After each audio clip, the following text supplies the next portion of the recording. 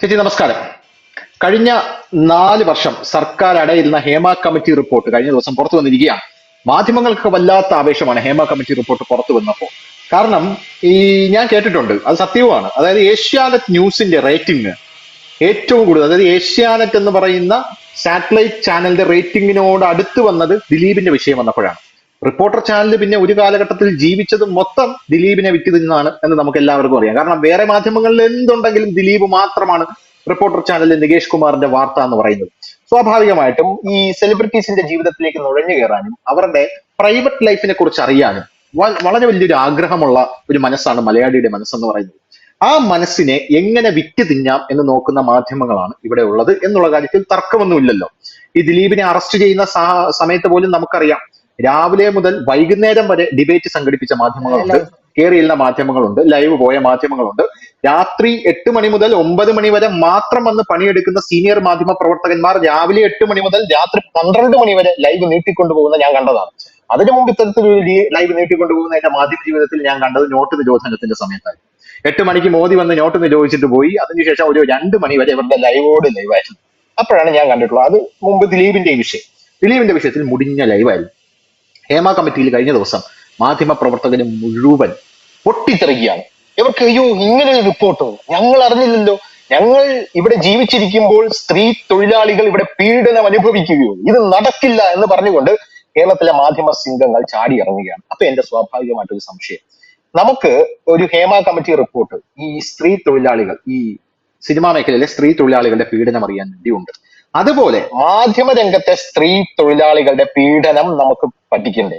അതിന് അറ്റ്ലീസ്റ്റ് ഒരു mama committee റിപ്പോർട്ടെങ്കിലും വരണ്ടേ? ഒരു മാമ മാധ്യമം എന്നാണ് ഇപ്പൊ വിളിക്കുന്നത്, മാപ്രകളെന്നും പറയുന്നുണ്ട്.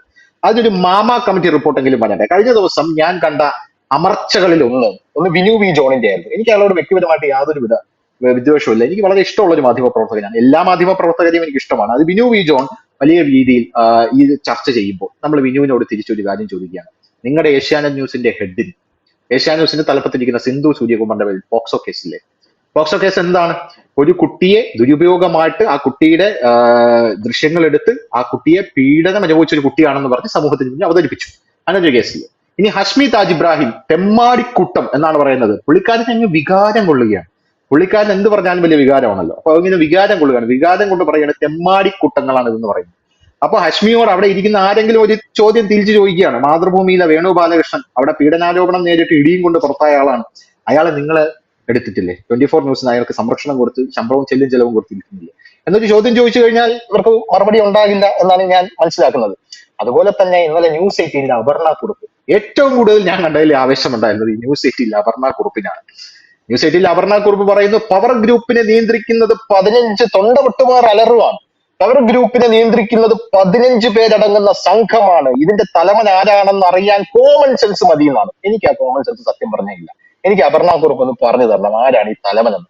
പിന്നെ ഈ ന്യൂസ് 18 ഈ തലവനെ സംരക്ഷിക്കാനും സ്ത്രീകളുടെ ഉന്നമനത്തിനും വേണ്ടി നടക്കുന്ന അപർണ കുറുപ്പ് ഈ ന്യൂസ് 18 നടക്കുന്ന പീഡനങ്ങൾക്കെതിരെ എന്തെങ്കിലും ഒരു തന്റെ തൂലിക ചലിപ്പിക്കാൻ തയ്യാറായിട്ടുണ്ടോ എന്ന് എനിക്കറിയില്ല. അവിടെ പീഡനം നേരിട്ട ഒരു ദളിത് പെൺകുട്ടി ആത്മഹത്യക്ക് ശ്രമിച്ചിട്ടുണ്ട്. രണ്ടാമത്തെ കാര്യം, അവിടെ വളരെ വലിയ എന്താണ് അങ്ങനെ അങ്ങനെയുള്ള ആൾക്കാർ, ആ കുട്ടിക്ക് വേണ്ടി ആരും ഒരു ശബ്ദം ഉയർത്തിയതായിട്ട് അറിയില്ല. പ്രത്യേകിച്ച് ഈ സ്ത്രീ ശബ്ദം ഉയർത്തിയതായിട്ട് അറിയില്ല. അവിടെയുള്ള കിരൺ ബാബു, അവിടെയുള്ള പ്രസ് ക്ലബിന്റെ തലപ്പത്തിരിക്കുന്ന കിരൺ ബാബുവിനെതിരെ ഒരു കേസുണ്ട്. ഒരു സ്ത്രീ കേസ് കൊടുത്തിട്ടുണ്ട്. രണ്ടാമത്തെ കാര്യം, ഇനി പ്രസ് ക്ലബിലോട്ട് വരാം. പ്രസ് ക്ലബിലുള്ള കൊണാണ്ടർമാരെല്ലാം ഈ ഹേമ കമ്മിറ്റി റിപ്പോർട്ട് പറയുന്ന പോലെ വാതില് ചവിട്ടിപ്പൊളിച്ച് അകത്ത് കടന്ന് അവിടെയുള്ള പ്രസ് ക്ലബിലെ സ്ത്രീകളെ പുറത്ത് മുടുക്കി കുത്തിനി പിടിച്ച് പുറത്തിറക്കി അവിടെ ഇട്ട് തല്ലിച്ചതച്ച സീനുകളുണ്ട്.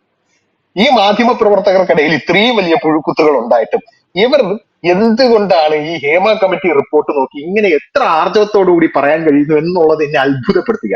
എന്നെ കാട്ടിലും ഭംഗിയായിട്ട് ഇത് ശ്രീല ചേച്ചിക്ക് പറയാൻ പറ്റുമെന്ന് എനിക്കറിയാം. എനിക്കത് കേൾക്കണം. എന്താണ് ഇതിന് പിന്നിൽ?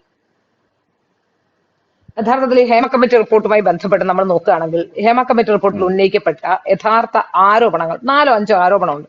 ഞാനതൊന്ന് അക്കമിട്ട് പറയാം. ഒന്ന്, സ്ത്രീ സൗഹൃദ അന്തരീക്ഷമില്ല, സ്ത്രീകൾക്ക് പീഡനങ്ങൾ ഏൽക്കേണ്ടി വരുന്നു, സ്ത്രീകൾക്ക് പീഡിപ്പിക്കപ്പെട്ടാൽ അതായത് അവരുടെ ശരീരം കാഴ്ചവെച്ചാൽ മാത്രമേ അവർക്ക് അവസരങ്ങൾ ലഭിക്കുകയുള്ളൂ. ഇനി പരാതി പറയാനുള്ള സംവിധാനങ്ങളില്ല. ഒപ്പം ആരെങ്കിലും പരാതി പറഞ്ഞാൽ ഭീഷണിപ്പെടുത്തുന്നു, സൈബർ സ്പേസിൽ മോശമായി ചെയ്യുന്നു, മോശമായി പെരുമാറുന്നു, അല്ലെങ്കിൽ അതെ അവരെ കുറിച്ച് അതെ മോശമായി പ്രചരണം നടത്തുന്നു. ഇത്രയും കാര്യങ്ങളാണ്. നമ്മൾ ഇപ്പോ ധനുഷ് ചോദിച്ചത് മാധ്യമപ്രവർത്തകരുമായി ബന്ധപ്പെട്ട വിഷയമാണ്. യഥാർത്ഥത്തിൽ മാധ്യമപ്രവർത്തകരെ അഭിനന്ദിക്കണം ഈ വിഷയത്തിൽ എന്നാണ് എനിക്ക് പറയാനുള്ളത്. കാരണം എന്താണെന്ന് വെച്ചാൽ അവരുടെ ഉള്ളിൽ പുകയുമ്പോഴും അതിനകത്ത് പുകയുമ്പോഴും മറ്റുള്ളവർക്ക് വേണ്ടി ജീവിതം ബലി കഴിക്കാൻ വിധിക്കപ്പെട്ടവരാണ് മാധ്യമപ്രവർത്തകർ എന്നുള്ളത് കൊണ്ടാണ് ഞാനത് പറയുന്നത്. ഇതൊക്കെ അതെ അനുഭവിക്കുന്ന പല മാധ്യമപ്രവർത്തകരെയും എനിക്കറിയാം. വ്യക്തിപരമായി ഞാനും ഇതൊക്കെ അനുഭവിച്ചിട്ടുള്ളതാണ്. ഇത് രണ്ടും തമ്മിലുള്ള പ്രകടമായ വ്യത്യാസം എന്താണെന്ന് വെച്ചാൽ കേരളത്തിൽ മാധ്യമപ്രവർത്തന രംഗത്ത് വരുന്നവർ കൂടുതൽ അനുഭവിക്കേണ്ടി വരുന്നത് ഇടതുപക്ഷക്കാരല്ല, അവിടെ കുറെ രാഷ്ട്രീയമുണ്ട്, വലതുപക്ഷക്കാരാണ്. സിനിമയിൽ നോക്കിയാൽ എല്ലാവരും ഒറ്റക്കെട്ടാണ്. എന്നാൽ ഇവിടെ നിൽക്കുന്ന ഈ ഇടതുപക്ഷക്കാരെ സംബന്ധിച്ചിടത്തോളം അവർ പത്രപ്രവർത്തന രംഗത്ത് ഒറ്റക്കെട്ടാണെങ്കിലും ഒരേ ഒരു സംഘടന മാത്രമുള്ളത് കൊണ്ട് ഈ പറയപ്പെടുന്ന എല്ലാ കാര്യങ്ങളും ഇവിടെയുമുണ്ട്. മാധ്യമപ്രവർത്തകർക്ക് അവസരങ്ങൾ ലഭിക്കണമെങ്കിൽ ഒന്നുമില്ലെങ്കിൽ ചിലപ്പോൾ ഒരുപക്ഷെ കയറി പിടിക്കുകയോ അല്ലെങ്കിൽ വീടിനകത്ത് കയറി ചെന്ന് പിടിക്കുകയോ കതകിന് തട്ടുകയോ ഒന്നുമില്ലെങ്കിലും അല്പമെങ്കിലും ഫ്ലെക്സിബിൾ ആയൊക്കെ ഒന്ന് ചിരിച്ചും കളിച്ചും വർത്താനം പറഞ്ഞും അല്ലെങ്കിൽ അവരോട് അറ്റ്ലീസ്റ്റ് മിനിമം തിരിച്ചു പറയാതെങ്കിലും ഇരിക്കണം. നമ്മൾ പറയുന്നത് കേട്ടിട്ടൊന്ന് ചിരിച്ചുകൊണ്ട് അല്ലെങ്കിൽ മിണ്ടാതെങ്കിലും ഇരുന്നാൽ ഒരുപക്ഷെ അവസരങ്ങൾ കൂടുതൽ കിട്ടാനുള്ള സാധ്യതകളുണ്ട്. അതാണ് പലപ്പോഴും സംഭവിച്ചുകൊണ്ടിരിക്കുന്നത്. ഇനി അഥവാ ആരെങ്കിലും മാധ്യമരംഗത്ത് ഇതിനൊക്കെ ഈ തിരിച്ചു പറഞ്ഞാൽ ന്യൂസ് ഡെസ്കുകളിൽ പവർ ഗ്രൂപ്പുകളുണ്ടോ? ന്യൂസ് ഡെസ്കുകളിൽ മാത്രമല്ല, പത്രപ്രവർത്തന രംഗത്ത് തന്നെ, പത്രപ്രവർത്തകരുടെ ഇടയിൽ തന്നെ, പത്രപ്രവർത്തക സംഘടനകളിൽ തന്നെ പവർ ഗ്രൂപ്പുകളുണ്ട്. അതിന് കാരണം എന്താണെന്ന് വെച്ചാൽ എനിക്ക് എന്റെ വ്യക്തിപരമായ അനുഭവത്തിൽ പല കാര്യങ്ങളും പറയാനുണ്ട്. എന്നാൽ ഞാൻ 3 സ്ഥാപനങ്ങളിലാണ് ജോലി ചെയ്തിട്ടുള്ളത്.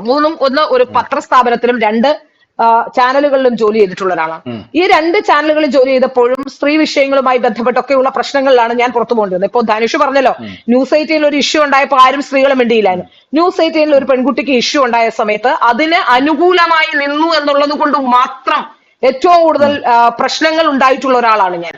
അത് എന്നെ അറിയുന്ന എല്ലാവർക്കും അറിയാം. എന്തുകൊണ്ടാണ് ആ പെൺകുട്ടി വന്ന് പലപ്പോഴും കരഞ്ഞ് പല വിഷയങ്ങളും എന്നോട് പറഞ്ഞിട്ടുള്ളത് കൊണ്ടും തരം പോലെ നിറം മാറാൻ എനിക്ക് കഴിയാത്തത് കൊണ്ടും ആ പെൺകുട്ടിയുടെ ഭാഗത്ത് ഉറച്ചു നിന്നത് കൊണ്ടുമാണ് ന്യൂസ് 18 എനിക്ക് ഉണ്ടായിട്ടുള്ള എല്ലാ പ്രശ്നങ്ങളും ഉണ്ടായത്. അത് മാത്രമല്ല, അതിനുശേഷം ഞാൻ ഒരു കേസ് കൊടുക്കേണ്ടി വന്ന സാഹചര്യം കൂടിയുണ്ട്.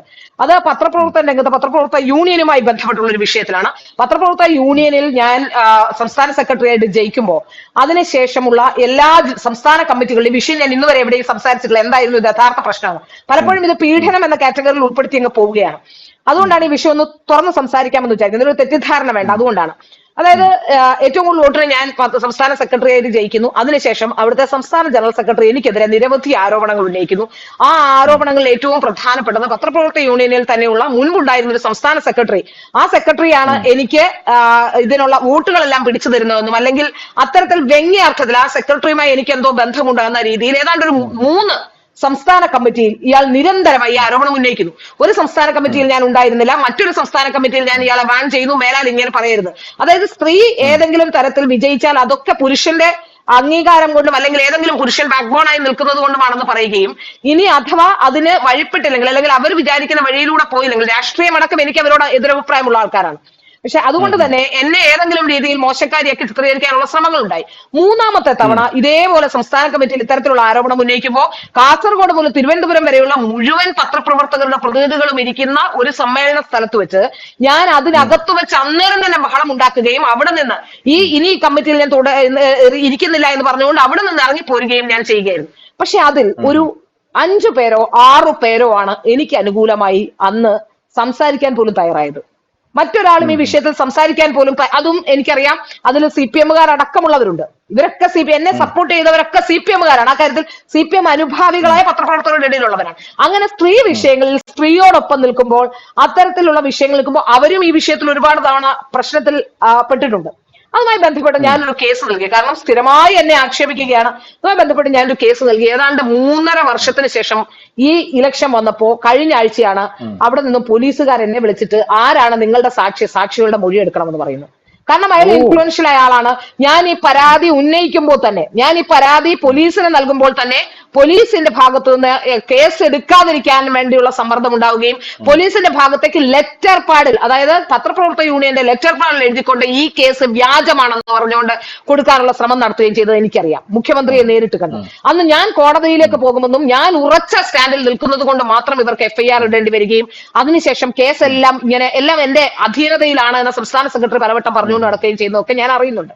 അത് മാത്രമേ ഇനിയും എന്റെ വിവാഹം മുടക്കാൻ പോലും എന്റെ വിവാഹത്തിന്റെ സമയത്ത് വിവാഹം മുടക്കാൻ പോലുമുള്ള ശ്രമങ്ങൾ അത്തരത്തിലുള്ള ആൾക്കാർ ചെയ്തിട്ടുണ്ട് എന്ന് പറയുമ്പോൾ എത്രമാത്രം ഗൗരവമുള്ള കാര്യമാണ് ഇവർ ചെയ്തതെന്നുള്ള കാര്യം പോലും സംശയിക്കേണ്ടിയിരിക്കുന്നു. അങ്ങനെ ഏത് വിവാഹം മുടക്കാനുള്ള ശ്രമം വിഷയത്തിൽ നടത്തിയെന്താ എന്താ വിഷയം? അതായത് ഞാനൊരു വിവാഹം കഴിക്കാൻ തീരുമാനിച്ചപ്പോ ആ വിവാഹവുമായി ബന്ധപ്പെട്ട് അദ്ദേഹം ഒരു മാധ്യമപ്രവർത്തകനാണ്, അല്പം അറിയപ്പെടുന്ന മാധ്യമപ്രവർത്തകനായതുകൊണ്ട് തന്നെ ഇനി എന്റെ കൂടെ അങ്ങനെ ഒരു മാധ്യമപ്രവർത്തകൻ വന്നാൽ കുറച്ചുകൂടി എനിക്ക് ബലമാകുമെന്ന് വിചാരിച്ചിട്ടോ എന്തോ ആവാം, അങ്ങക്ക് അവരെ പറ്റി അറിയുമോ എന്നൊക്കെ ചോദിച്ച് 1-2 കോളുകൾ അദ്ദേഹത്തെ വിളിക്കുകയും അദ്ദേഹത്തെ കല്യാണം മുടക്കാനുള്ള ശ്രമം നടത്തുകയും ചെയ്തിട്ടുണ്ട്. പക്ഷേ ഒരു കാര്യം ഉറപ്പാണ്, ഞാൻ എന്നും എന്റെ നട്ടലിൽ തന്നെ ജീവിക്കുകയും എന്റെ വളരെ കൃത്യമായ എന്റെ അഭിപ്രായങ്ങൾ പറയുകയും ഉറച്ച നിലപാടിൽ എന്നും നിൽക്കുകയും ചെയ്യുന്ന ഒരു ജേർണലിസ്റ്റാണ്. അതായത് ഇന്നു മുതലല്ല, ഞാൻ എന്റെ ട്രെയിനിയായി വന്ന കാലഘട്ടം മുതൽ ഞാൻ ഒരേ നിലപാടുമായി മുന്നോട്ട് പോകുന്ന ഒരാളാണ്. അത് ഏത് സ്ത്രീ വിഷയത്തിലാണെങ്കിലും സ്ത്രീയുമായി ബന്ധപ്പെടുന്ന വിഷയങ്ങളിൽ അത് എന്താണെന്ന് യാഥാർത്ഥ്യം അറിഞ്ഞ ശേഷം സ്ത്രീകളുടെ പക്ഷത്ത് നിൽക്കാൻ ആഗ്രഹിക്കുകയും ചെയ്യുന്ന ഒരാളാണ്. ഞാൻ പറഞ്ഞല്ലോ, എന്റെ ജോലി പോകുമെന്ന് വിചാരിച്ച് ഞാൻ ഒരു സ്ത്രീ വിഷയത്തിലും സംസാരിക്കാതിരുന്നിട്ടില്ല. അതുകൊണ്ട് തന്നെ ഞാൻ അനുഭവിക്കേണ്ടി വന്നത് വലിയ രീതിയിലുള്ള പ്രശ്നങ്ങളാണെന്ന കാര്യത്തിൽ സംശയം വേണ്ട. ഈ പറയപ്പെടുന്ന എല്ലാ കാര്യങ്ങളും ഇപ്പൊ പറയുന്നല്ലോ നമ്മള്, അതുകൊണ്ട് തന്നെ ഈ സംസ്ഥാന സെക്രട്ടറിക്കെതിരെ ഇത് കൊടുത്തുകൊണ്ട് തന്നെ കേസ് കൊടുത്തത് കൊണ്ട് എന്നെ സംഘടനയിൽ നിന്ന് പുറത്താക്കാനുള്ള ശ്രമം നടത്തുകയും സംഘടനയിൽ നിന്ന് പുറത്താക്കുകയും ചെയ്തിട്ടുണ്ട്. ഇത് തന്നെയല്ലേ സിനിമാക്കാരുടെ ഇടയിൽ നടന്നുകൊണ്ടിരിക്കുന്നത്. സിനിമ പിന്നെ കുറച്ചുകൂടി ഗ്ലാമറസ് ആയ ഒരു ഫീൽഡാണ്, പണം കൂടുതൽ വരുന്ന ഫീൽഡാണ്. ഇവിടെ എന്നെ സംബന്ധിച്ചിടത്തോളം എനിക്കിത് വേണ്ട എന്ന് തീരുമാനിക്കാൻ എന്റെ ഒരു സ്വന്തം താല്പര്യത്തിൽ എനിക്ക് തീരുമാനിക്കാം. മാത്രമല്ല അതുപോലെ ഒരുപാട് പണം വരുന്ന ഒരു മേഖലയൊന്നുമല്ല. എനിക്ക് സ്വന്തമായി വേണമെങ്കിൽ ഒരു യൂട്യൂബ് ചാനൽ, അതിനുശേഷമാണ് ഞാൻ എന്റെ സ്വന്തമായി ഇനി ഒരു സ്ഥാപനത്തിൽ ജോലി ചെയ്യുന്നില്ല എന്ന് വിചാരിച്ചുകൊണ്ട് തന്നെയാണ് ഒരു യൂട്യൂബ് ചാനലുമായി മുമ്പോട്ട് വരികയും ആ യൂട്യൂബ് വഴി എനിക്ക് പറയാൻ സാധിക്കുകയും ചെയ്യുന്നത്. അതുകൊണ്ട് തന്നെ ഈ സിനിമയിൽ സംബന്ധിച്ചിടത്തോളം സിനിമയിൽ വന്നു പോകുന്നു, ഒരു സിനിമയിൽ അഭിനയിക്കുന്നു, ആ കിട്ടുന്ന ഹൈപ്പ്, അതിനുശേഷം അവർക്കുണ്ടാകുന്ന പണം, അങ്ങനെയൊക്കെ വരുമ്പോൾ അവരെ സംബന്ധിച്ചിടത്തോളം വീണ്ടും വീണ്ടും അവർ നിർബന്ധിതരായിപ്പോയി ഇത്തരം പ്രവൃത്തികളിൽ ഏർപ്പെടാനും അല്ലെങ്കിൽ ഇത്തരത്തിലുള്ള അഡ്ജസ്റ്റ്മെന്റുകൾ ചെയ്യാനും. അപ്പൊ ഞാൻ പറയുന്നു, ഈ പത്രപ്രവർത്തക യൂണിയന്റെ സംസ്ഥാന കമ്മിറ്റിക്ക് അകത്ത് നടന്ന വിഷയത്തിൽ അത് ഒരു വെർബൽ അബ്യൂസ് ആയതുകൊണ്ട് മാത്രമാണ് ഇന്ന് അയാൾ ജീവനോടെ ഇരിക്കുന്നത്. എന്നെ സംബന്ധിച്ചിടത്തോളം എന്നെ ഏതെങ്കിലും രീതിയിൽ ഫിസിക്കലി അസൾട്ട് ചെയ്യാൻ ശ്രമിച്ചിരുന്നെങ്കിൽ തീർച്ചയായും എന്ത് സംഭവിച്ചാലും അന്ന് ഞാൻ അയാളെ തീർത്തിട്ടേ പുറത്തിറങ്ങുമായിരുന്നുള്ളൂ. അത് വെർബൽ മാത്രമായതുകൊണ്ട് ഞാൻ പോയി കേസ് കൊടുക്കുകയും നിയമവഴി തേടുകയുമായിരുന്നു. നമുക്ക് ഏത് കാര്യത്തിലും ഒരു സ്വന്തമായ നിലപാട്. ഈ മാധ്യമ പ്രവർത്തകർക്കിടയിൽ വർണ്ണവിവേചനമുണ്ടോ? തീർച്ചയായിട്ടും അത്തരത്തിലുള്ള വിവേചനം ഉണ്ട് എന്ന് എനിക്ക് മനസ്സിലായത് ന്യൂസ് 18 ജോലി ചെയ്യുന്ന കാലത്താണ്. ഒരു കാര്യമുണ്ട്, ന്യൂസ് 18 ആദ്യത്തെ സ്റ്റാഫ് ആയിരുന്നു ഈ പെൺകുട്ടി MG യൂണിവേഴ്സിറ്റിയിൽ നിന്ന് MCJ പാസ്സായ ഒരു പെൺകുട്ടി. ആ പെൺകുട്ടി അതിന് അല്പം എടുത്തുചാട്ടമൊക്കെ അന്നും ഇന്നും ഉണ്ട്, ഇല്ല എന്ന് ഞാൻ പറയുന്നില്ല. പക്ഷെ ആ പെൺകുട്ടി അവിടെ വരികയും നന്നായി ജോലി എടുക്കുകയും ചെയ്തിരുന്ന പെൺകുട്ടിയാണ്. ആ പെൺകുട്ടി വോയിസ് എടുത്തതുമായി ബന്ധപ്പെട്ടും ആ പെൺകുട്ടിയെ ജേർണലിസ്റ്റ് അല്ല, അത് PCR എന്ന് പറഞ്ഞുകൊണ്ടും ടെക്നിക്കൽ ഭാഗമാണെന്ന് പറഞ്ഞുകൊണ്ടും ഒക്കെ ആ പെൺകുട്ടിയെ വലിയ രീതിയിൽ ഉപദ്രവിക്കാനുള്ള ശ്രമങ്ങൾ ഉണ്ടായി. അപ്പോ അതുമായി ബന്ധപ്പെട്ടൊക്കെ ഈ പെൺകുട്ടി പലപ്പോഴും വന്ന് പലരും ഈ കൂടെ നിന്ന് പറയുന്നവർ തന്നെ മറിച്ച് എന്ന് ഈ പെൺകുട്ടിയോടും പറയാറുണ്ട്. അത്തരത്തിലുള്ള ഗോസിപ്പുകളുമുണ്ട്. അപ്പൊ ഈ പെൺകുട്ടി പലപ്പോഴും കരഞ്ഞു വന്ന് നമ്മളോട് പറയുകയും ഒക്കെ ചെയ്യുന്ന സന്ദർഭങ്ങൾ ഉണ്ടായിട്ടുണ്ട്. അത്തരത്തിലൊരു വർണ്ണ വിവേചനം എല്ലാ ഘട്ടത്തിലും ഉണ്ട് എന്ന് ഞാൻ പറയുന്നില്ല. പക്ഷെ എങ്കിലും ചില സ്ഥാപനങ്ങളിലെങ്കിലും അത്തരത്തിലുള്ള വർണ്ണ വിവേചനം നിലനിന്നത് കൊണ്ടാണ് അന്ന് അത്തരത്തിലുള്ള ഒരു വലിയ പ്രശ്നത്തിലേക്ക് അത് പോവുകയും ആ പെൺകുട്ടി അത് ജാതീയമായി തന്നെ ആക്ഷേപിക്കുന്നതാണെന്ന രീതിയിൽ എടുക്കുകയും ആ പെൺകുട്ടി ആത്മഹത്യക്ക് പോവുകയും ഒക്കെ ചെയ്ത സാഹചര്യം, ആത്മഹത്യ ചെയ്യാൻ പോവുകയും ചെയ്ത സാഹചര്യമുണ്ട്. ആ സമയത്ത് ആത്മഹത്യ ചെയ്യാൻ പോയി പ്രശ്നമുണ്ടായ സമയത്ത് ആ പെൺകുട്ടിയെ പുറത്താക്കാനുള്ള ഒരു തീരുമാനം ആദ്യം എടുത്തു. അതിനെ തുടർന്നാണ് പെൺകുട്ടി ആത്മഹത്യയിലേക്ക് പോകുന്നത്. വളരെ ദരിദ്രാവസ്ഥയിൽ അതിന്റെ വീട്ടിലൊരു കട്ടില് അതിനിട്ട് കിടക്കാനില്ലാത്തൊരു വീട്ടിലെ ഏറ്റവും ദരിദ്രാവസ്ഥയിലുള്ള ഒരു പെൺകുട്ടിയായിരുന്നു. അത് തറയിൽ മെത്ത വിരിച്ചിട്ട് കിടക്കുന്ന ഒരു പെൺകുട്ടി. അത്തരത്തിലുള്ള സാമ്പത്തികാവസ്ഥയിലുള്ള വളരെ കഷ്ടപ്പാടിലൂടെ വന്നിട്ടും MCJ വരെ പഠിച്ച ഒരു പെൺകുട്ടി. ആ പെൺകുട്ടി ഇന്ന് ഒരു ഓൺലൈൻ ചാനൽ വളരെ നന്നായിട്ട് ഇന്റർവ്യൂ ഒക്കെ എടുത്ത് പോകുന്നുണ്ട്. വളരെ രസകരമായ പെൺകുട്ടി ഇന്റർവ്യൂ ഒക്കെ എടുത്ത് പോകുന്നുണ്ട്. അപ്പോ ആ തരത്തിൽ ഇനി പരാതി പറഞ്ഞാലോ മറ്റൊരു സ്ഥാപനവും ഇനി എടുക്കില്ല. അവർ പീഡനക്കാരെ ഉൾക്കൊണ്ടാലും പരാതി പറയുന്നവരെയോ അല്ലെങ്കിൽ ഏതെങ്കിലും തരത്തിൽ പ്രതിരോധം സൃഷ്ടിക്കുന്നവരെയോ വേറൊരു മാധ്യമ സ്ഥാപനവും അക്കോമഡേറ്റ് ചെയ്യില്ല. അവരുടെ ഏറ്റവും വലിയ പ്രശ്നം അത് തന്നെയാവും. ഇതൊക്കെ തന്നെയാണ് സിനിമയിലും നടക്കുന്നത്. ഇത് സിനിമയും ഈ മാധ്യമ പ്രവർത്തനവുമായി വലിയ എതിർ വ്യത്യാസങ്ങളൊന്നുമില്ല. പിന്നെ ആകെയുള്ളത് സിനിമയിലുള്ളവർ നമുക്ക് വേണ്ടി ഫൈറ്റ് ചെയ്യില്ല, നമ്മൾ സിനിമയിലുള്ളവർക്ക് വേണ്ടി ഫൈറ്റ് ചെയ്യുന്നു. അതും നമ്മുടെ വ്യക്തിപരമായ താല്പര്യം കൊണ്ട് എന്നതിനപ്പുറത്തേക്ക് ബിസിനസ് താല്പര്യം കൊണ്ടാണ് ഇത്തരത്തിലുള്ള പ്രശ്നങ്ങൾ ഉണ്ടാകുന്നത്. ഇപ്പൊ തന്നെ നമുക്കറിയാം എല്ലാ ചാനലിന്റെ റേറ്റിംഗ് കൂടും. 1ാം സ്ഥാനത്തുള്ളവൻ ഇപ്പോ എനിക്ക് മനസ്സിലാക്കാൻ സാധിക്കുന്നത് ആദ്യം റിപ്പോർട്ടർ ചാനലാണ് പുറത്തു കൊണ്ടുവന്ന് പറഞ്ഞ് അവർ ഇറങ്ങിയിട്ടുണ്ട്. അവർ 2ാം സ്ഥാനത്തോ 3ാം സ്ഥാനത്തോ ആണ് ഇപ്പോൾ ഉള്ളത്. മാർക്ക് റേറ്റിംഗിൽ മുകളിലേക്ക് വരാനുള്ളത് ഫുൾ ടൈം ലൈവ് ഒക്കെ കൊടുത്ത് ആ റിപ്പോർട്ടർ ഈ റിപ്പോർട്ടും കൊണ്ട് ഓടുന്ന രംഗങ്ങൾ വരെ കാണിച്ചുകൊണ്ട് ത്രസിപ്പിക്കുന്ന രംഗങ്ങൾ, സിനിമയെ വെല്ലുന്ന ത്രസിപ്പിക്കുന്ന രംഗങ്ങളാണ് ഇപ്പോൾ കാണിച്ചുകൊണ്ടിരിക്കുന്നത്. ഏതായാലും അതുകൊണ്ട് റേറ്റിംഗിൽ ഗുണമുണ്ടാകും എന്നുള്ളതല്ലാതെ ഈ സിനിമയിലെ സ്ത്രീകളെയൊക്കെ അങ്ങ് ഉദ്ധരിച്ച് കളയാം, സിനിമയിൽ വരുന്ന എല്ലാ സ്ത്രീകളെയും സംരക്ഷിക്കാമെന്ന ആഗ്രഹത്തിലല്ല ഇതെന്ന് എനിക്ക് വ്യക്തമായിട്ടും പറയാൻ കഴിയും. അങ്ങനെയെങ്കിൽ തങ്ങളുടെ കൂടെയുള്ള സ്ത്രീകളെ രക്ഷിക്കണ്ടേ? ഇത് ഇതിൽ തന്നെ പത്രപ്രവർത്തകരുടെ സംഘടന എന്ന് നമ്മൾ പറയുന്നു. വളരെ കുറച്ചു പേരാണ് പത്രപ്രവർത്തകരുടെ സംഘടനയിൽ ആക്റ്റീവായി നിൽക്കുന്നത്. ബാക്കിയുള്ളവർക്കൊന്നും ഇത് എന്താണ് സംഭവിച്ചതെന്ന് പോലും അറിയാതെ വന്ന് വോട്ട് ചെയ്തിട്ട് പോകുന്നു, സംഘടനയുടെ ഭാഗമാകുന്നു, വർഷത്തിൽ എപ്പോഴെങ്കിലും കിട്ടുന്ന കിറ്റ് വാങ്ങിക്കുന്നു, എന്തെങ്കിലും സമ്മാനങ്ങൾ. ഇപ്പൊ രവിപിള്ളയുടെ മകളുടെ കല്യാണത്തിലൊക്കെ വലിയ രീതിയിലുള്ള 20,000 രൂപ 30,000 രൂപയുടെ സാരിയൊക്കെയാണ് പ്രസ് ക്ലബിലൊക്കെ വിധം. അതിനുവേണ്ടി അടിപിടി കൂടുന്നു. ഇത്തരത്തിലുള്ള ചില കാര്യങ്ങളല്ലാതെ കാര്യമായ രീതിയിൽ മറ്റു ഇടപെടലുകളൊന്നും മറ്റുള്ളവർ നടത്താറില്ല. അറിയുന്നത് വളരെ കുറച്ച് മാത്രമാണ് ഇത് എന്താണ് ഇവിടെ സംഭവിച്ചത്. ഈ ഹേമ കമ്മിറ്റി റിപ്പോർട്ടിൽ ഒരു പ്രധാനപ്പെട്ട ഒരു കാര്യം പറയുന്നത് സെറ്റില് മദ്യപാനം പാടില്ല, പുകവലി പാടില്ല. നമ്മുടെ സെറ്റിൽ ഇതൊക്കെ ഉണ്ടോ? അത് ചോദിച്ചാൽ വളരെ രസകരമാണ്. മദ്യപാനത്തിന് മരിച്ച വീടുകളിൽ പോലും ഇപ്പോ അച്ഛനൊക്കെ മരിച്ചു കഴിഞ്ഞാൽ പത്രപ്രവർത്തകരുടെ അച്ഛൻ മരിച്ചു എന്നിരിക്കട്ടെ, അപ്പൊ ചിലപ്പോൾ ദൂരസ്ഥലങ്ങളിലൊക്കെ ആയിരിക്കും. അപ്പൊ അവിടെയൊക്കെ പോകുമ്പോ പോലും മദ്യപിക്കാനുള്ള അലവൻസ് പ്രസ് ക്ലബുകളിൽ എഴുതിയെടുക്കുന്ന സാഹചര്യം പ്രസ് ക്ലബിലും പത്രപ്രവർത്തക യൂണിയനിലും ഒക്കെ ഉണ്ട്. അങ്ങനെ കമ്മിറ്റിയിൽ വന്നാൽ പോലും പത്രപ്രവർത്തക യൂണിയന്റെ കമ്മിറ്റിയിൽ ഒരു 12 മണിക്ക് ശേഷം എനിക്ക് തോന്നുന്നില്ല മദ്യപിക്കാത്തത് വളരെ കുറച്ച് ആൾക്കാർ മാത്രമേ മദ്യപിക്കാത്തുള്ളൂ. ഇതിപ്പോ ഇതൊക്കെ ഞാൻ തുറന്നു പറയുന്നത് കൊണ്ട് ഇനി എനിക്കെതിരെ ഏതൊക്കെ തരത്തിലുള്ള സൈബർ ആക്രമണം എന്നെ അധോലോക നായികയാക്കി മാറ്റുമോ എന്ന് എനിക്കറിയില്ല. പക്ഷെ എന്നെ സംബന്ധിച്ചിടത്തോളം അത് പ്രശ്നമല്ല. കാരണം എനിക്ക് അങ്ങനെ പേടിക്കേണ്ട കാര്യങ്ങളൊന്നും ഞാൻ ചെയ്തിട്ടില്ല എന്നുള്ളത് കൊണ്ട് തന്നെ എനിക്ക് ഇവരെന്ത് പറഞ്ഞാലും പ്രശ്നമില്ല എന്ന നിലപാടെടുത്ത് കമ്മിറ്റി റിപ്പോർട്ടിൽ വേറൊരു കാര്യം കൂടെ നമ്മുടെ മാമ കമ്മിറ്റി റിപ്പോർട്ടിലൂടെ നമുക്ക് പുറത്തുവിടാം. അതായത് ഇതൊക്കെ തുറന്നു പറയുന്നവരെ ഒറ്റപ്പെടുത്തും. അത് തന്നെയാണല്ലോ അവിടെ നടക്കുന്നത്. ഇത് തന്നെയാണ് ഇവിടെ തുറന്നു പറയാൻ നമ്മുടെ പ്രസ് ക്ലബിന്റെ താഴെ മിനി ബാർ സെറ്റ് ചെയ്തിരിക്കാന്നൊക്കെ പറയണം ചേച്ചി. ഇപ്പൊ ബാർ നിർത്തിയിട്ടുണ്ടെന്നാണ് മനസ്സിലാക്കാൻ സാധിക്കുന്നത്. പണ്ട് ബാർ ഉണ്ടായിരുന്നു, ഇപ്പോ ബാറിൽ എനിക്ക് തോന്നുന്നു അവിടെ കൊണ്ടുവച്ച് മദ്യപിക്കുന്നവർക്ക് മദ്യപിക്കാമെന്ന് തോന്നുന്നു. ഞാൻ അടുത്ത കാലം ഞാൻ സത്യം പറഞ്ഞ പ്രസ് ക്ലബിന് സമീപത്തോ അല്ലെങ്കിൽ ഈ പത്രപ്രവർത്തകരുടെ ഇങ്ങനെയുള്ള ഗ്യാതറിങ്സുകളിലോ അധികം പങ്കെടുക്കാത്ത ഒരാളാണ്. അത് കാരണം എന്താണെന്ന് വെച്ചാൽ അല്ലേ തന്നെ ആവശ്യത്തിന് ചീത്തപ്പേര് ഇവരെ എനിക്ക് ഉണ്ടാക്കി തന്നിട്ടുണ്ട്. ഞാൻ വെറുതെ വീട്ടിൽ കിടന്നുറങ്ങുമ്പോഴും ഒരുപാട് കഥകൾ എന്നെ പറ്റി ഇവരൊക്കെ പലപ്പോഴും ഉണ്ടാക്കാറുണ്ട്. അതുകൊണ്ട് തന്നെ ഞാൻ ഇത്തരം ഗ്യാതറിങ്സുകളുടെ ഭാഗമല്ല. ഇത്തരത്തിലുള്ള പിന്നെ മദ്യപിക്കാറില്ല, അങ്ങനത്തെ അത്തരത്തിലുള്ള ഇടപാടുകൾക്കൊന്നും പോകാറില്ല. പക്ഷെ ഞാൻ മദ്യപിച്ച് റോഡിൽ കിടന്നു കഥ വരെ ഉണ്ടാക്കിയിട്ടുണ്ട്, അത് വേറെ കഥ. പക്ഷെ ഞാൻ ജീവിതത്തിൽ ഒരിക്കലും അങ്ങനെ ചെയ്യുന്ന ഒരാളും അല്ല. അതുകൊണ്ട് എന്നെ സംബന്ധിച്ചിടത്തോളം ഇതൊരിക്കൊരു പ്രശ്നമല്ല. എങ്കിൽ പോലും ഞാൻ പറയുകയാണ്, ഞാൻ അത്തരം ഗ്യാതറിങ്സുകളിൽ പങ്കെടുക്കാറില്ല. അതൊക്കെ തന്നെ ആയിരിക്കും ഒരു പക്ഷേ എന്നെ അകറ്റി നിർത്തുന്നതിനോ അല്ലെങ്കിൽ മറ്റുള്ളവരിൽ, കാരണം അവരെ സംബന്ധിച്ചിടത്തോളം എന്നിലേക്ക് വലിയ എൻട്രി ഇല്ല. വളരെ കുറച്ച് ആൾക്കാർക്ക് മാത്രമാണ് ഞാനുമായി ബന്ധമുള്ളതോ അല്ലെങ്കിൽ ഞാനുമായി വളരെ വ്യക്തിപരമായ അടുപ്പമുള്ളതോ. ഈ ഇത്തരത്തിലുള്ള പരദൂഷണക്കാരും അങ്ങനെ ഈ ആവശ്യമില്ലാത്ത കാര്യങ്ങൾ പറഞ്ഞുകൊണ്ട് നടക്കുന്നതിന് എനിക്ക് എന്തെങ്കിലും പറയാനുണ്ടെങ്കിൽ വളരെ കൃത്യമായി അവരുടെ മുഖത്ത് നോക്കി പറയാൻ അറിയുന്ന ഒരാളാണ് ഞാൻ. എന്തെങ്കിലും പറയാനുണ്ട് നേരിട്ട് എന്നോട് എന്തെങ്കിലും എനിക്ക് 2-3 തവണ പത്രക്കാരുടെ നിന്ന് മെസ്സേജ് ഒക്കെ വന്നിട്ടുണ്ട്. അത് ഇപ്പോഴല്ല, ഞാൻ വളരെ ചെറിയ കാലഘട്ടത്തിൽ എന്റെ ഒരു നല്ല രീതിയിൽ പ്രായമായതിനു ശേഷമല്ല, വളരെ ചെറുപ്പകാലത്ത് ഞാൻ വന്ന സമയത്ത് എന്നെ കുറിച്ച് അറിയാത്ത ആൾക്കാർ 1, 2, 3 മെസ്സേജുകളൊക്കെ എനിക്ക് വന്നിട്ടുണ്ട്.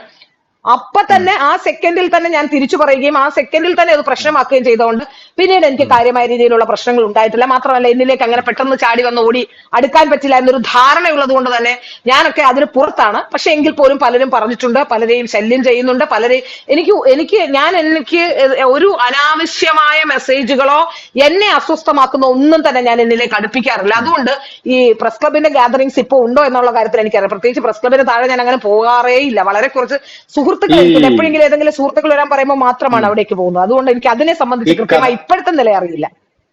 ഈ ഹേമ കമ്മിറ്റി റിപ്പോർട്ടിൽ കഥക് ചവിട്ടി പൊളിക്കുന്ന ഒരു കാര്യം പറഞ്ഞിട്ടുണ്ടല്ലോ, തട്ടിയിട്ട് തുറന്നില്ലെങ്കിൽ. അതുപോലെ എന്തെങ്കിലും കാര്യങ്ങൾ ഈ മാധ്യമ പ്രവർത്തകർക്കിടയിൽ ഉണ്ടെന്ന് ഞാൻ വിചാരിക്കുന്നില്ല. അങ്ങനെ അവർ ചവിട്ടി പൊളിക്കുന്നുണ്ടെങ്കിൽ അവര് പരസ്യമായിട്ട് ചവിട്ടി പൊളിച്ച് പുറത്തിറങ്ങത്തേ ഉള്ളൂ. എങ്കിലും ഈ ശല്യം ചെയ്യുന്ന ഏർപ്പാടുകളുണ്ട്. അതായത് സ്ത്രീകളെ, ട്രെയിനികളായിട്ടുള്ള സ്ത്രീകളെ വലിയ വലിയ മാധ്യമ പ്രവർത്തകർ വിളിച്ച് അനാവശ്യമായിട്ട് ശല്യം ചെയ്യുക, അവർക്ക് ഇംഗിതത്തിന് വഴങ്ങിയില്ലെങ്കിൽ അവർ ഓവറായിട്ട് പണി കൊടുത്ത് പീഡിപ്പിക്കുക. ഇവിടെ 17 തവണ ആലിംഗിതം ചെയ്യിപ്പിക്കും. അല്ലെങ്കിൽ ചുംബന രംഗത്തിനായി നിർബന്ധിക്കും. അതുപോലെ പണി ചെയ്യിപ്പ്, അതായത് ഒരു പത്രപ്രവർത്തകൻ ഒരു ആളെ ഇഷ്ടപ്പെട്ടില്ലെങ്കിൽ അത് ജാതീയമായിട്ടുള്ള കാര്യമായിരിക്കാം, അവരുടെ നിറമായിരിക്കാം, അല്ലെങ്കിൽ ആ പത്രപ്രവർത്തകന്റെ കൂടെ ഗ്രൂപ്പിൽ നിന്നില്ല എന്നുള്ളതായിരിക്കാം, അല്ലെങ്കിൽ വേറെ എന്തെങ്കിലും അയാളുടെ സ്ഥാപിതമായിട്ടുള്ള സ്വാർത്ഥ താല്പര്യങ്ങളായിരിക്കാം. അങ്ങനെ നിന്നില്ലെങ്കിൽ ആ സ്ത്രീകളെ, അത് സ്ത്രീ ആയിക്കോട്ടെ പുരുഷനായിക്കോട്ടെ, നമ്മളെന്തിനാ സ്ത്രീകളെ മാത്രം പറയുന്നത്, അവരെ ഈ ട്രെയിനിങ് ആയിക്കോട്ടെ, ഈ ക്ലാസിഫിക്കേഷൻസ് ഉണ്ടല്ലോ, ഈ പണി കൊടുത്ത് പീഡിപ്പിക്കുന്ന ഇത് കാണാൻ സാധിക്കുമോ നമുക്ക് ഇതിനകത്ത്? അല്ല, ഇപ്പോ പത്രപ്രവർത്തന രംഗത്ത് അതിൽ നിന്ന് വ്യത്യസ്തമാണ്. കാരണം പത്രപ്രവർത്തന രംഗത്ത് പണി കൊടുക്കലല്ല, പണി ഇല്ലാതാക്കല ചെയ്യുന്നത്. അതാണ് അതിനൊരു ഓ വ്യത്യാസം. കാരണം ആരെങ്കിലും ഉം, ഇഷ്ടമല്ലാത്ത ഒരാളുണ്ടെങ്കിൽ അവരൊരിക്കലും പെർഫോം ചെയ്യുകയോ അവർ വേറെ എവിടെയെങ്കിലും പോയി ഗതി പിടിക്കുകയോ ചെയ്യരുത് എന്ന സാഹചര്യത്തിലാണ്. അപ്പൊ കുറച്ച് ഗോസിപ്പുകൾ പറയും. പിന്നെ മാത്രമല്ല ഉം, ഉം, നമ്മളീ പറയുന്നത് പോലെ ചാടി കയറി പിടിക്കുകയോ അവരൊന്ന് ട്രൈ ചെയ്തൊക്കെ നോക്കും എന്നുള്ളത് മാത്രമേ ഉള്ളൂ. അല്ലാതെ ചാടി കയറി പിടിക്കുന്ന അല്ല സിനിമയുടെ അത്രയും ആ വലിയ രീതിയിലേക്ക് അത്രയില്ല. ഒരു ആ എക്സ്പോഷർ ഇല്ല, അത്രയില്ല. അതെ അതെ അതെ. അത്രയും കാരണം ഈ റൂമിന് പോയി കെട്ടാനുള്ള സാഹചര്യമില്ല. കാരണം ഈ മറ്റ് ഇതിൽ നിന്ന് വ്യത്യസ്തമാണല്ലോ. ഇപ്പൊ ഉം, ഡെസ്ക് രാത്രിയിൽ കുറെ പേര് കാണും, ഒരാൾ മാത്രമുള്ള മേഖലയല്ല. അപ്പൊ അതുകൊണ്ട് തന്നെ ഉം, അത്തരത്തിൽ അങ്ങ് തീരെ തരം താഴാനുള്ള ഒരു സംവിധാനത്തിലേക്ക് പത്രക്കാർ പോയിട്ടില്ല. അതൊരു വലിയ കാര്യം തന്നെയാണ്. ഉം, ഉം, ഉം, ബാക്കിയുള്ള എല്ലാ ഇപ്പൊ മെസ്സേജ് അയക്കുക, ഗോസിപ്പ് ഉണ്ടാക്കുക, അവരെ കുറിച്ച് മോശമായി പ്രചരിപ്പിക്കുക, അവർ വളരെ മോശക്കാരാണെന്ന് സ്ഥാപിക്കുക, ഇതൊക്കെ പിന്നെ ജോലി കൊടുക്കാതിരിക്കുക, അവരെ ഏതെങ്കിലും ഉം, രീതിയിൽ ഇപ്പോ നമുക്കിപ്പോ ഇഷ്ടമല്ല ഇത് ഒരു ജേർണലിസ്റ്റ് നന്നായി പെർഫോം ചെയ്യുന്ന ആളാണെങ്കിൽ അയാൾ എന്ത് ചെയ്യും, ഉം, ബ്യൂറോയിലാണെങ്കിൽ ഡെസ്കിലേക്ക് ആക്കും, ഡെസ്കിലാണെങ്കിൽ നേരെ PCR ഇടും, ചിലപ്പോ PCR ഉം, ഫോൺ ചെയ്യാനിരുത്തും. അതായത് ഏറ്റവും മുതിർന്ന ആൾക്കാരെ പോലും എനിക്കൊക്കെ ആ അനുഭവം ഉണ്ടായിട്ടുണ്ട്. അപ്പൊ അങ്ങനത്തെ കാര്യങ്ങളൊക്കെ ചെയ്യുമെന്നല്ലാതെ ഒരിക്കൽ പോലും നമ്മളെ പോലുള്ള ഒരാളെ ഏതെങ്കിലും രീതിയിൽ ഒന്ന് മറ്റൊരു രീതിയിലേക്ക് പരീക്ഷിച്ചു നോക്കാം. കാരണം ഉം, നമുക്കറിയാലോ, നമുക്ക് സംസാരിക്കാനൊക്കെ അറിയുന്നതുകൊണ്ടൊന്ന് വാർത്ത വായിപ്പിച്ച് നോക്കാം, അല്ലെങ്കിൽ ഒന്ന് ഡിസ്കഷൻ, അങ്ങനത്തെ ഒരു കാര്യങ്ങളും ചെയ്യില്ല. അവർക്ക് ഇഷ്ടമുള്ള ആൾക്കാരെ മാത്രം, അല്ലെങ്കിൽ അവരോട് അനുകൂലമായി നിൽക്കുന്ന ആൾക്കാരെ മാത്രമാണ് അവർ അത്തരത്തിൽ ഒരു വലിയ രീതിയിൽ ഉയർത്തിക്കൊണ്ടുവരുന്നത്. അതൊരു ശരിയായ കാര്യം തന്നെയാണ്. അല്ലെങ്കിൽ ആരെങ്കിലുമൊക്കെ ആരെങ്കിലുമൊക്കെ ഒരു ഗോഡ് ഫാദർ ഉണ്ടെങ്കിൽ രക്ഷപ്പെട്ടു പോകാവുന്ന ഒരു മേഖലയാണ്. അതിൽ അവർക്ക് ഉം, താല്പര്യമുണ്ടെങ്കിൽ, അല്ലാതെ ഈ ചാടിക്കേറി പീഡിപ്പിക്കുന്ന ഈ സിനിമാക്കാർ പറഞ്ഞത്രയും ഗൗരവമല്ല കാര്യങ്ങൾ. സിനിമാക്കാർക്ക് ഇത് ഉം, ഗൗരവമാകുന്നത് എന്താണെന്ന് വെച്ചാൽ, സിനിമയുടെ സെറ്റുകളിലൊക്കെ സ്ത്രീകൾക്ക് പോയി പുറത്ത് താമസിക്കേണ്ടി വരുന്നു, ഹോട്ടലുകളിൽ താമസിക്കേണ്ടി വരുന്നു. അപ്പോ അവരെ സംബന്ധിച്ചിടത്തോളം മാത്രമല്ല, ഈ സ്ത്രീകളെ പിന്നെ രാത്രികളിൽ ചർച്ചയ്ക്ക് എന്ന് പറഞ്ഞുകൊണ്ട് സംവിധായകർ വിളിക്കുന്ന പ്രവണതയുണ്ട്. അപ്പോൾ ഈ ചർച്ചയ്ക്ക് എന്നൊക്കെ പറഞ്ഞ് ചെല്ലുമ്പോൾ അവർ തമ്മിലുള്ള ആ ഒരു ഇതിലൊക്കെ ആണ് പലപ്പോഴും ഇങ്ങനത്തെ ഉം, കാര്യങ്ങളൊക്കെ സംഭവിച്ചു പോകുന്നത്. അത്രയും ഗുരുതരമല്ലെങ്കിലും കാര്യങ്ങൾ അത്ര ആശ്വാസകരമല്ല. പത്രപ്രവർത്തന രംഗത്ത് മാത്രമല്ല, എല്ലാ രംഗത്തും. അത് എവിടെയാണ്, ഇനി എവിടെയാണ് ഇല്ലാത്ത, ഡോക്ടർമാരുടെ മേഖലയിലുണ്ട്. നമുക്കറിയാം, കഴിഞ്ഞ ദിവസം ഒരു ഡോക്ടർ വളരെ കൃത്യമായി തുറന്നു പറച്ചില് അവർ പറഞ്ഞത്, അവർ പ്രഗ്നന്റ് ആയിരിക്കും ഉണ്ടായ ചില സംഭവങ്ങൾ അവർ പറയുന്ന അവസ്ഥയുണ്ടായി. അങ്ങനെ പല ഘട്ടങ്ങളിലും ഡോക്ടർമാർ കേരളത്തിലെ പൊതുസമൂഹം, എനിക്ക് മാധ്യമപ്രവർത്തകരും സിനിമാക്കാരും മാത്രമല്ല, കേരളത്തിലെ പൊതുസമൂഹം സ്ത്രീകൾക്ക് നൽകുന്ന ഒരു ഒരു എന്താണ് അതിന് പറയുന്നത്, ഒരു വില നൽകുന്നില്ല എന്ന് എനിക്ക് പലപ്പോഴും ഉം, തോന്നിയിട്ടുണ്ട്. സ്ത്രീകൾ ഏതു മേഖലയിൽ, ബാങ്കിലാണോ എവിടെ പെർഫോം ചെയ്യുന്ന ആരെങ്കിലും ഉണ്ടോ, ഏറ്റവും കൂടുതൽ പെർഫോം ചെയ്യുന്നവർക്കും കഴിവുള്ളവർക്കും കൂടുതൽ സംസാരിക്കുന്നവരെയും ഒക്കെ പൊതുസമൂഹം ഭയക്കുന്നുണ്ട്. ഈ രാഷ്ട്രീയക്കാരുടെ കാര്യം നോക്കിയാലോ, ഇതിലും അപ്പുറം ഉം, പ്രശ്നങ്ങളാണ് രാഷ്ട്രീയക്കാരുടെ കാര്യത്തിൽ. രാഷ്ട്രീയക്കാർക്ക് അങ്ങനെയുള്ളവർക്ക് മാത്രമേ ആരെങ്കിലും ഒക്കെ ആരുടെയെങ്കിലും ഓമനകളാവുകയോ, അല്ലെങ്കിൽ ഞാൻ പറഞ്ഞില്ലേ, അറ്റ്ലീസ്റ്റ് മിണ്ടാതിരിക്കുകയെങ്കിലും ചെയ്യണം. എന്ത് കണ്ടാലും മാവേ തേങ്ങയാണ് എന്ന് പറഞ്ഞാൽ ശരിയാണ് ചേട്ടാ തേങ്ങയാണെന്ന് പറയുന്നവർക്ക് മാത്രമേ ഈ ഫീൽഡിലൊക്കെ നിൽക്കാൻ പറ്റുള്ളൂ. മാവിൽ മാങ്ങയാണെന്ന് പറയുന്ന ഒരാൾക്കും പത്രപ്രവർത്തന രംഗത്തോ രാഷ്ട്രീയ രംഗത്തോ, അല്ലെങ്കിൽ അതിന് എന്തെങ്കിലുമൊക്കെ ഒരു കഥകൾ അവരുണ്ടാക്കും. രാഷ്ട്രീയ രംഗത്ത് വരപ്പോ രാഷ്ട്രീയത്തിലേക്ക് വരാൻ ഉദ്ദേശിക്കുന്ന ഒരു പെൺകുട്ടി, അവരെ കുറിച്ച് ഉം, ഒരു 1000 കഥ അവരുണ്ടാക്കും. ഒന്നുമില്ലെങ്കിൽ അഹങ്കാരിയാണ്, അവൾ സംഘടനാ വിരുദ്ധയാണ്, അല്ലെങ്കിൽ സംഘടനയ്ക്ക് കാര്യങ്ങൾ പുറത്തു പറയും. ഇത്തരത്തിൽ എന്തെങ്കിലും തരത്തിലുള്ള കാര്യങ്ങളൊക്കെ പറഞ്ഞുണ്ടാക്കിക്കൊണ്ട് സ്ത്രീകളെ പൊതുസമൂഹത്തിന്റെ പൊതുധാരയിൽ നിന്ന് മാറ്റി നിർത്താനുള്ള ശ്രമം എല്ലാ കാലത്തും ഉണ്ടാകുന്നുണ്ട്.